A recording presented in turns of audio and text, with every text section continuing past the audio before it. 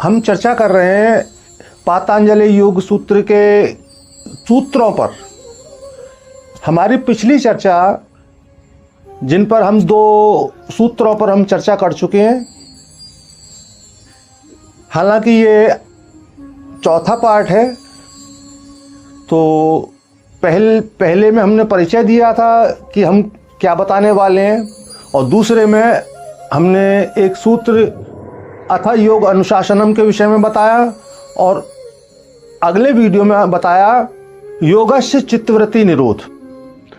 तो आज हम तीसरे सूत्र को समझेंगे और गहराई से समझेंगे सूत्र के अर्थ में, सूत्र का भाव क्या कहता है, महर्षि पातंजलि क्या कहना चाहते हैं, क्या समझाना चाहते हैं हमको, उसकी पूरी व्याख्या समझेंगे।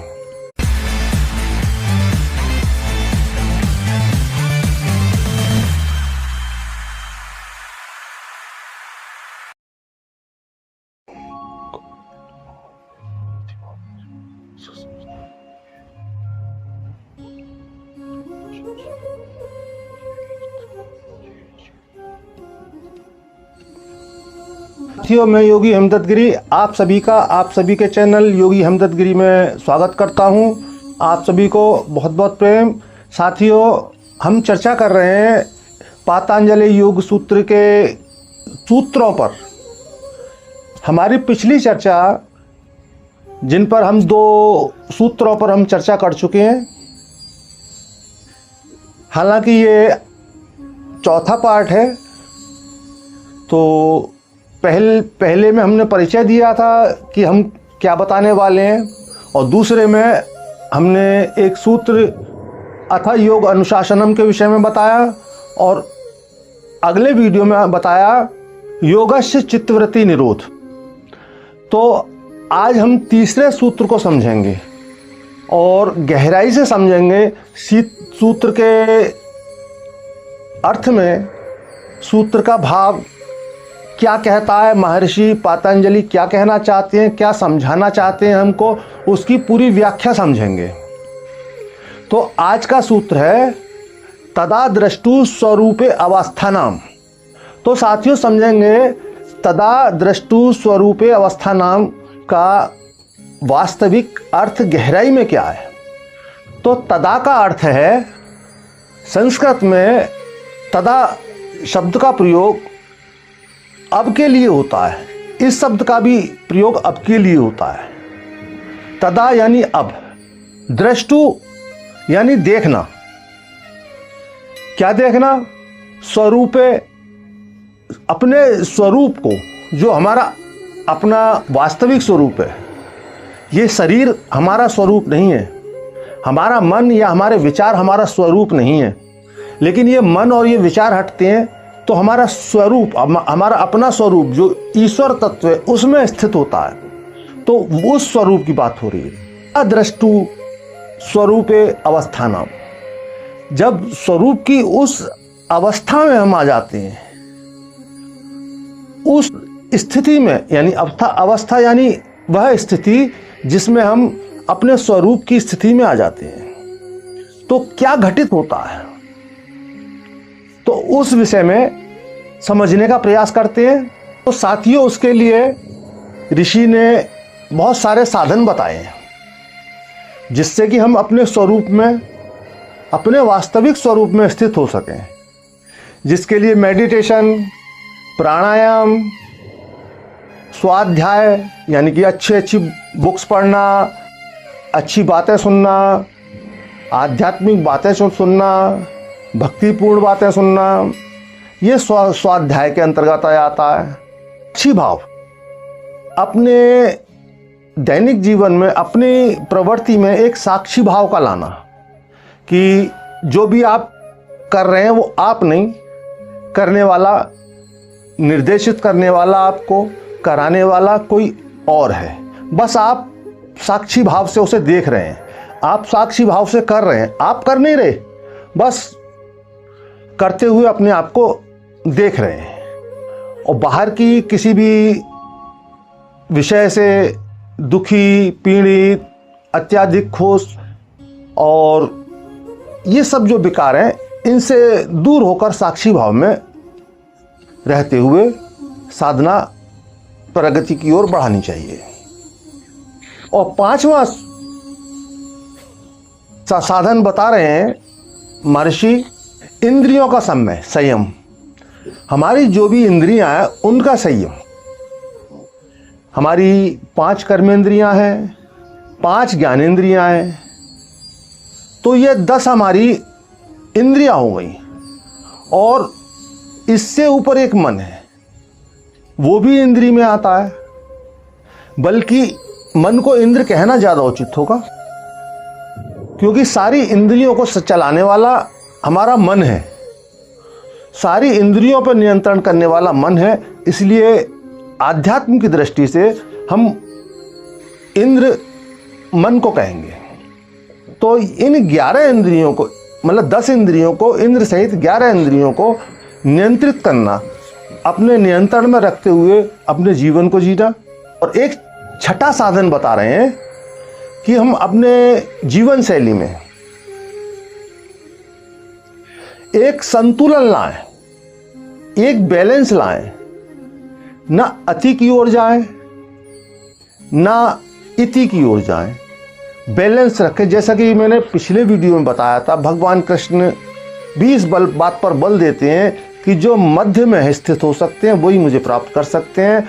और बुद्ध ने भी इस पर बहुत विशेष जोर दिया है, जो मध्य में स्थित हो सकते हैं, जो मध्य मार्ग अपना सकते हैं, जो अपने जीवन को संतुलित रख सकते हैं, वह ईश्वर तक पहुंच सकते हैं, ईश्वर को प्राप्त कर सकते हैं। तो साथियों, जैसे मैंने बताया, मेडिटेशन और ये सब विषय बार बार आते रहेंगे। मेडिटेशन, स्वाध्याय, प्राणायाम, ये बार बार आते रहेंगे। तो अभी इस पर डिटेल से मैं बात नहीं करूंगा, क्योंकि इस विषय के आने पर, जब विषय आएगा तो उस पर मैं डिटेल से बताऊंगा। लेकिन अभी आप कुछ ना कुछ तो करना ही चाहेंगे, तो आप प्राणायाम शुरू कर सकते हैं। प्राणायाम अनुलोम विलोम कर सकते हैं, नाड़ी शोधन कर सकते हैं।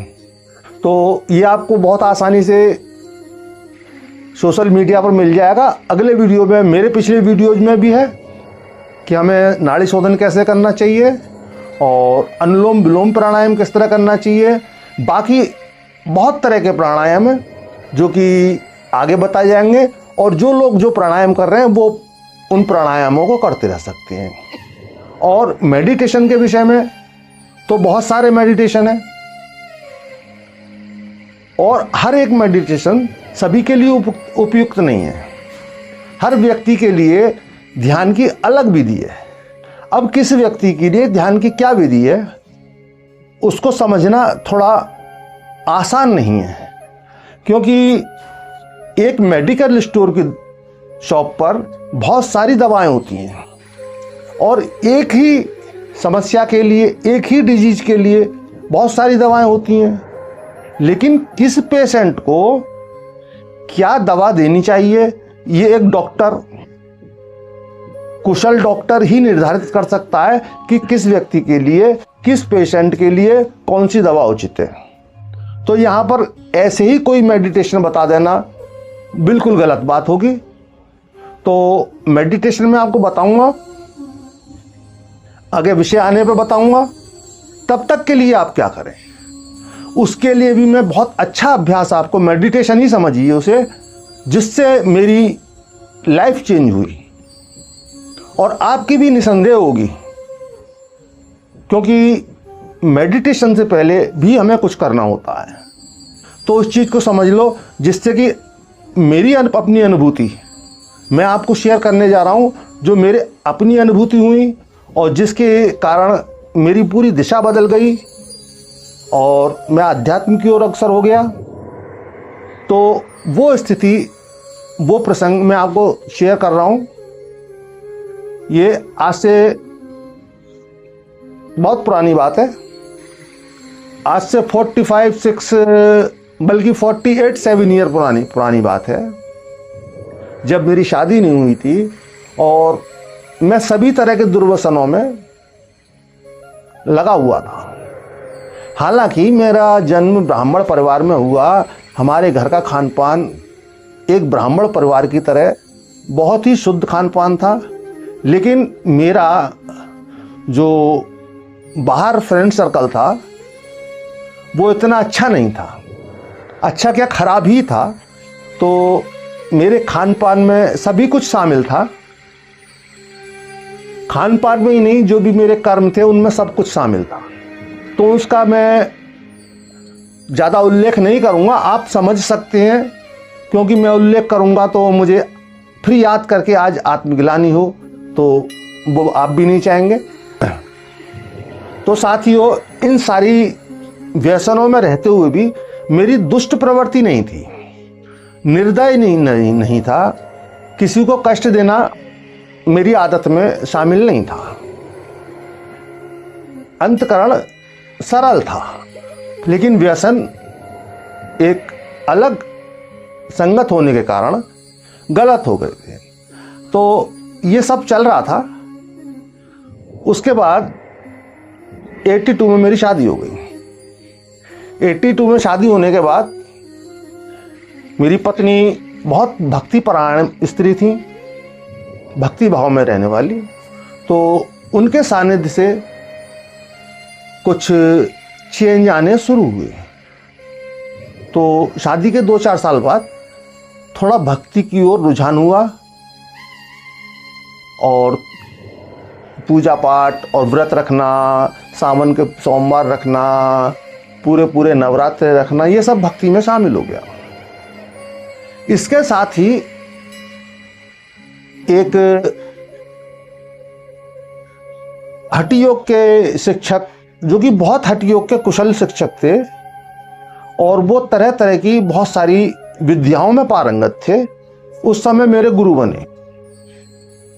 नाम उनका पंडित प्यारेलाल शर्मा था, और वो लाठी चलाने में विशेष माहिर थे, तीरंदाजी में विशेष माहिर थे। आंखें बंद करके खंजर जो है किसी भी टारगेट पर फिक्स मारना, वो उनकी महारत थी उन्हें। और बहुत सारे हठ योग के प्राणायाम के द्वारा बहुत ही विचित्र करतब करने की उनके अंदर क्षमता थी, और उन्होंने अपने समय में नेहरू जी के सामने प्रदर्शन भी किया था। और उन्हें इंडिया टुडे जैसी मैगजीन में उस समय 4 पेज का उनका आर्टिकल छपा था आयरन मैन के नाम से, जो कि उस समय इंडिया टुडे में बहुत बड़ी खबरें भी बहुत शॉर्ट में आती थी। उस इंडिया टुडे में उनका कवर पेज पर उनका आर्टिकल था, और 4 पेज का आर्टिकल था। तो साथियों, वो बहुत उच्च कोटि के आध्यात्मिक व्यक्ति नहीं थे, लेकिन हठ योगी, प्राणायाम, ये सब चीज़ें इसमें बहुत अधिक पारंगत थे।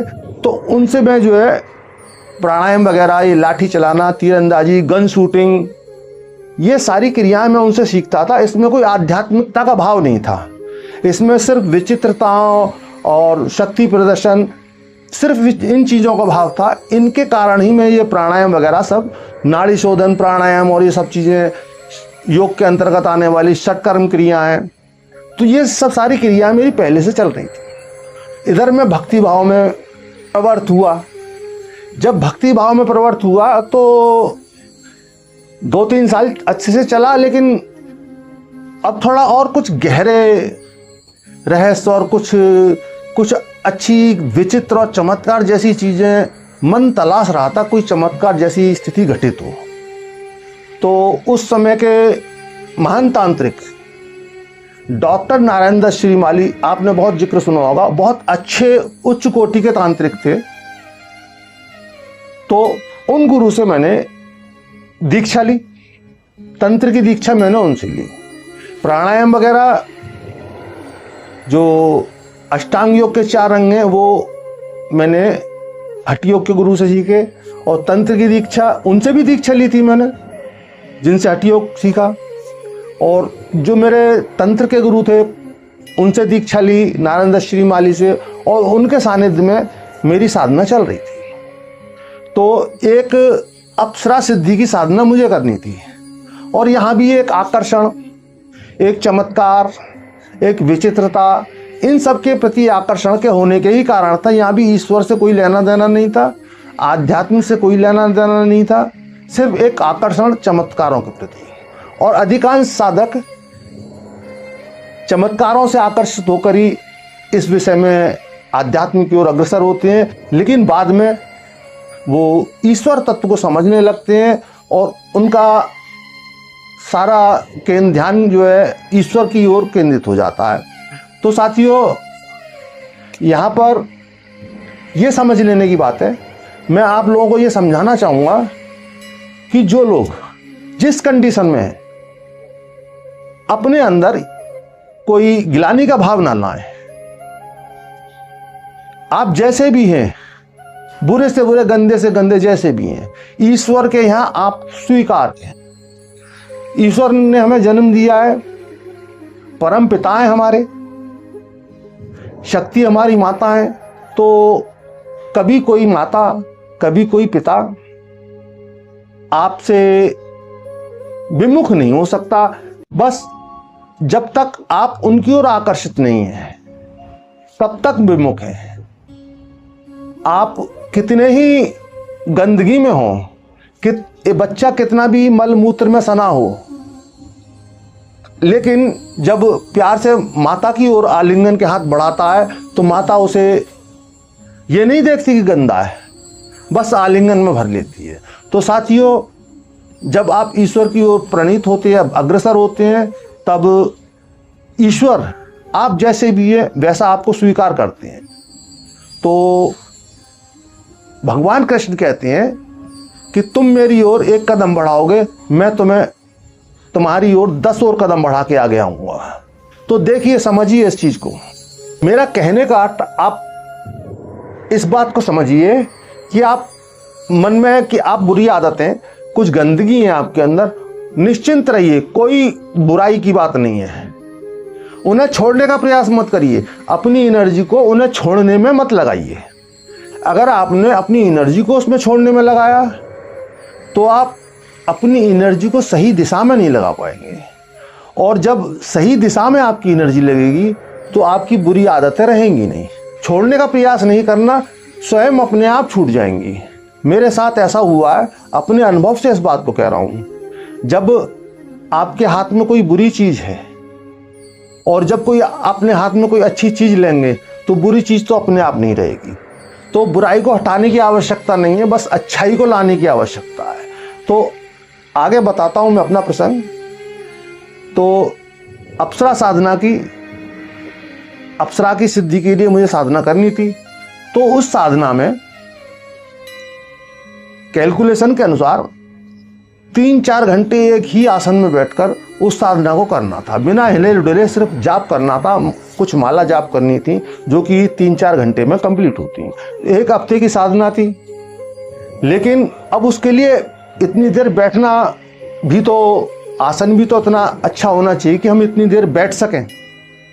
तो उसके अंतर्गत मैंने बैठने का अभ्यास करना शुरू किया। कुछ महीनों में, 1-2 महीनों में लगभग 1 घंटे रोज बैठने का अभ्यास मुझे हो गया। बस बैठता था मैं, कोई ध्यान नहीं करता था, कोई मेडिटेशन का तरीका पता नहीं था, बस मुझे तो सिद्धि करनी थी, तो उसके लिए बैठने का अभ्यास करना था। अभ्यास का टाइम ज़्यादा से ज़्यादा बढ़ाना था। तो जब मैं 1 घंटे के लगभग बैठने लगा तो रात को वाइफ जो है अपने बेड पे एक तरफ होती थी, मैं अपना रात को पद्मासन लगा के बस आंख बंद करके बैठ जाता था। लेकिन जब हम एक ही आसन में स्थिर होकर बैठते हैं और बाहरी क्रियाएं हमारी रुक जाती हैं, तो हम भले ही ध्यान ना कर रहे हों, मन काफ़ी देर इधर उधर चलता है, लेकिन फिर अपने उसी स्थान पर स्थित होने का प्रयास करता है। यहाँ पर समझिए कि जो हमारे प्रारब्ध किस तरह काम करते हैं। प्रारब्ध वो होते हैं जो हमारे पिछले जन्मों के संचित कर्म होते हैं। हमने पिछले जीवन में कहीं ना कहीं कुछ ना कुछ किया होगा, तभी आज ये साधना की बातें कर रहे हैं, आप साधना की बातें सुन रहे हैं। आप इसको हल्के में ना लें, आपके अंदर एक साधक छुपा है। अभी के संस्कारों के कारण हो सकता है वो साधक छुप गया हो, लेकिन जब आप मात्र बैठने का अभ्यास करेंगे, जो लोग मेडिटेशन करते हैं, जो कर रहे हैं वो लोग अपना मेडिटेशन करें, जो लोग मेडिटेशन नहीं कर रहे हैं वो सिर्फ बैठने का अभ्यास करें।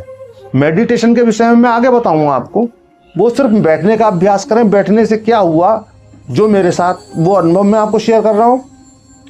तो बैठने का जब 1 घंटे बैठने का मुझे अभ्यास हो गया, और अचानक एक दिन जब मैं आंख बंद करके बस बैठने का, बस कोई कुछ नहीं कर रहा हूँ, सिर्फ बैठा हूँ स्थिरता के साथ, तो अचानक विचार कुछ क्षण के लिए रुकते हैं और मेरे अंदर जो आनंद की स्थिति घटित हुई, जो झलक मुझे मिली उस परम तत्व की, जो मात्र बहुत क्षणिक थी, लेकिन उसके द्वारा जो आनंद की प्राप्ति हुई,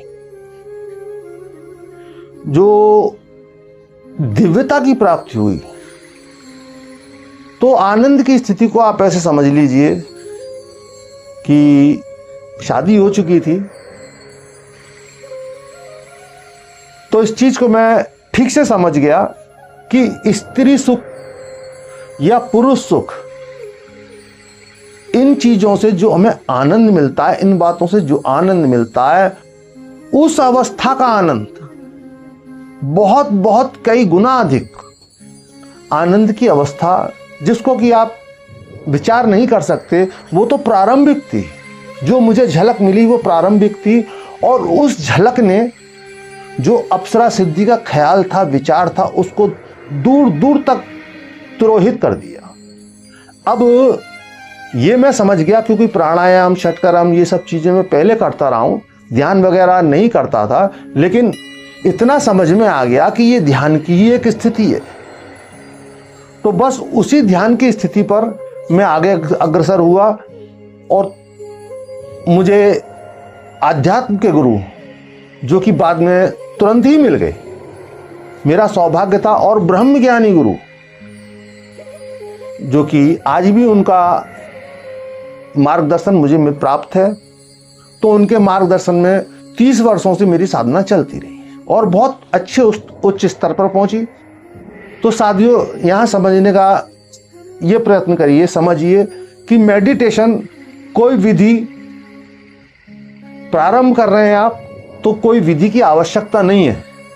बैठने का अभ्यास हो जाए, वो अपने आप में एक बहुत बड़ी विधि है। और जब आप बैठने का अभ्यास करेंगे तो आपके पिछले प्रारब्ध में जो भी कुछ अगर आपने साधना की है, उस साधना में आपने जो जिस विधि का प्रयोग किया है, वही विधि आपके लिए बहुत ज़्यादा उचित होगी।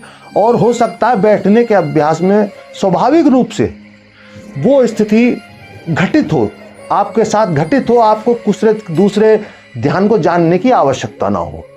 हाँ, मेरे साथ इतना अवश्य हुआ, जो स्थिति मेरे साथ घटित हुई, जो ध्यान की स्थिति मेरे साथ घटित हुई, वो ध्यान मैंने अपने गुरुदेव को बताया, तो उन्होंने उस ध्यान में कुछ अन्य अलग से सुझाव बताए।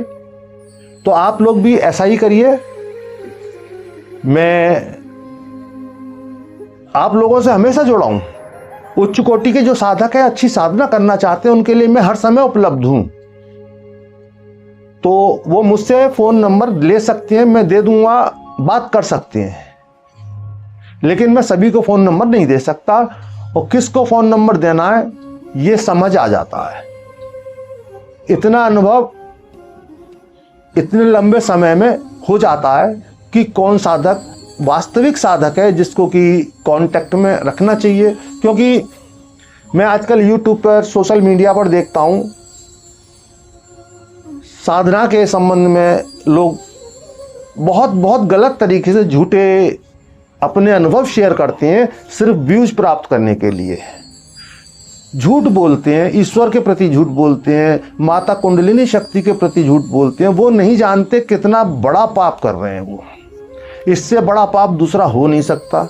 आध्यात्म के विषय में झूठ बोलना, वो आध्यात्म की प्रगति तो क्या, इतने गहरे गड्ढे में जा रहे हैं, इतनी गहरी खाई में जा रहे हैं, इसका उन्हें अनुमान नहीं है। अगर इस विषय में आपको कुछ प्राप्त भी होता है तो ज़्यादा बखान करने की आवश्यकता नहीं है। ये आपका अपना निजी प्रश्न है, आपका अपना निजी विषय है। किसी दूसरे के लिए आप कुछ नहीं कर रहे, आप अपने लिए कर रहे हैं। क्योंकि जो भी आप विकास करेंगे अपना, जो आंतरिक विकास करेंगे वो आपका आज के लिए नहीं, जन्म जन्मों के लिए होगा। इस जीवन में कमाया यहीं छोड़ जाओगे, साथ लेके जाओगे जो आपने अपने अंतःकरण का विकास किया है। हाँ, इतना अवश्य है, शास्त्र कहते हैं अगर आप मोक्ष को प्राप्त हो जाते हैं तो आपकी 21 पीढ़ियों तर जाती हैं, वो भी मोक्ष को प्राप्त हो जाती हैं 21 पीढ़ियां। 14 पीढ़ी पीछे की और 7 पीढ़ी आगे आने वाली, उनका भी कल्याण होता है। लेकिन इस बात को सुनने के बाद अपने अंदर ये ईगो का भाव मत लाना कि आप अपने परिवार के जनों पर, परिवारी जनों पर एहसान कर रहे हैं, क्योंकि वो आपसे आज जुड़े हैं तो उसके बहुत सारे कारण हैं। उन्होंने आपके लिए बहुत कुछ किया है, आज ना कर रहे हो, पिछले जन्मों में बहुत कुछ किया है। आज संबंध अच्छे ना हो, पिछले जन्मों में बहुत अच्छे संबंध रहे होंगे, बहुत उन्होंने आपके जीवन में किया है, इसीलिए वो लोग आपसे जुड़े हुए हैं। तो साथियों, आज का सूत्र तदा दृष्टु स्वरूपे अवस्थानाम आपने समझा। तो अब अगले वीडियो में अगले सूत्र पर चर्चा करेंगे। आज का आपको वीडियो कैसा लगा या कुछ जानने को बाकी रहा, जैसा भी आप कमेंट शेयर करें और वीडियो को ज़्यादा से ज़्यादा शेयर करें, जिससे कि ये आध्यात्मिक चर्चा, आध्यात्मिक विषय अधिक से अधिक लोगों तक पहुँचे। मेरा उद्देश्य यहाँ पर व्यूज प्राप्त करने के लिए नहीं है, सिर्फ आध्यात्मिक संदेश लोगों तक दूर दूर तक पहुँचे और समझें लोग इसको और करें, अपना आत्म कल्याण करें। और आप सभी हमेशा जुड़े रहें, आप सभी हमेशा स्वस्थ रहें, सुखपूर्वक आपकी साधना जारी रहे, आपको साधना में बहुत उन्नति मिले, विकास मिले। इसी कामना के साथ आप सभी को बहुत प्रेम।